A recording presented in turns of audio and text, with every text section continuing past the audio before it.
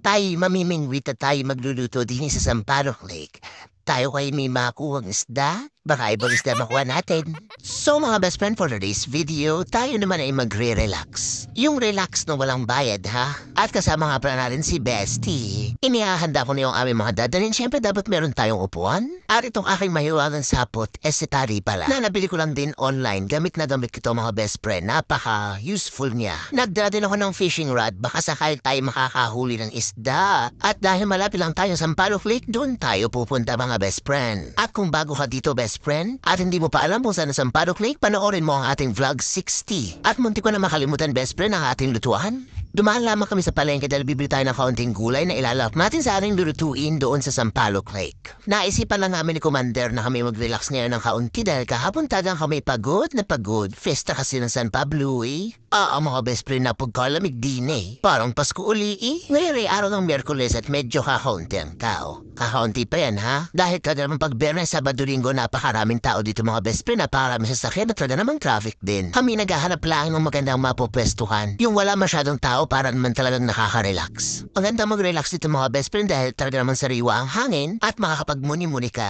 At eto na nga mga best friend, nakahanap na tayo ng spot. Medyo malayo ito sa Bukana. Kaya wala gasinong tao. Aring aking upuan ay magkaiba. Paano ba yung isa'y mamurahin, yung isa'y mamahalin? Kasi aring iti may 250 pesos lamang. Kaya aring nababili ako ng mamahalin. Sa Decathlon ko aring nabili. At talaga namang kayang-kaya ang bigat ko na rin. At habang nagpe-prepare tayo ay isa-shoutout lamang natin si best friend Ronnie de Villacuelo. Shoutout sa'yo best friend. Salamat sa iyong panonood palagi ha. At tayo na nga mga best friend, ako'y namingwit na nang tayo may makain na. Ay isang oras na wala pa tayong mahuling isda ay galit na aking mga kasama at sila'y gutom na daw. Kaya naman best friend, tayo ay magluluto na lamang ng pansit canton. At tamang-tama din naman mga best friend, napakalamig din ay napagkahangin kaya masarap ang mainit na pansit canton. Pasensya na kayo mga best friend dahil wala pa tayong lamesa.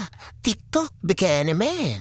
Ang sarap lang ng garne mga best friend. Yung kahit isang beses isang linggo kayo magre-relax, walang iisipin na kahit na ano. Sisinghot ng sariwang hangin. Kahit best friend hindi ka gumastos ng malaki. Kahit darito lang best friend nakaka-refresh ng isip at nakakaalis ng pagod. Aring din rebanding na namin mag-asawa ay mabalik tayo din sa aking pansit canton. Nang kumulo na ang tubig nilagay ko na rin dalawang pansit canton. Kalamansi flavor lang mga best friend dahil tayo may kasamang bata ay hindi pwede ang manghang kahit gustuhin. Tapos aray yung binili natin gulay sa palengke. Atin mo nang hugasan ng bahagya. Buti na lamang malaki ang aking tubigan. Kung hindi, mapapahugas sa tubig ng lake. At nang medyo paluto na yung noodles, nilagay na natin ang ating gulay. Hindi natin sinabay best friend kanina dun sa noodles kasi para half-cook lamang itong gulay. Mga best friend, comment naman kayo kung ginagawa nyo rin ito sa kanton nyo. Ano ba mga best friend ang pwedeng gawin din sa kanton ng ating masubukan? Nang malapit na maluto ang gulay, nilagay na natin ang ating mga seasonings o pampalasa. At ayan na nga mga best friend, yung minuto lamang natapos na natin ang ating special pansit canton. Wow! At kung tatanungin nyo kung bakit may sabaw-sabaw po mga best friend, ganyan luto ang gusto namin ni Mrs.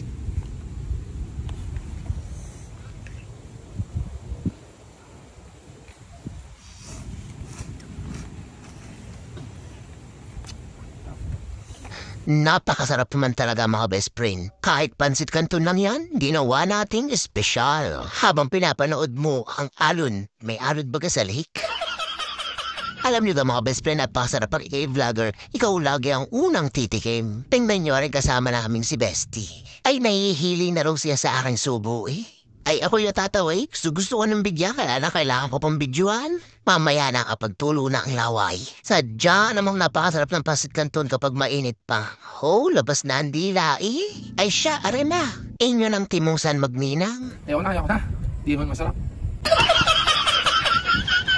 Nagtambay pa kami ng mga ilang oras mga best friend at pagkatapos kami naghanda na pauwi, simpleng bagay lang mga best friend pero tunay na nakakaligaya. O siya, dyan na kayo. O ang sabi ni John Lloyd ay ingat, ang sabi naman ni best friend, take care, bye!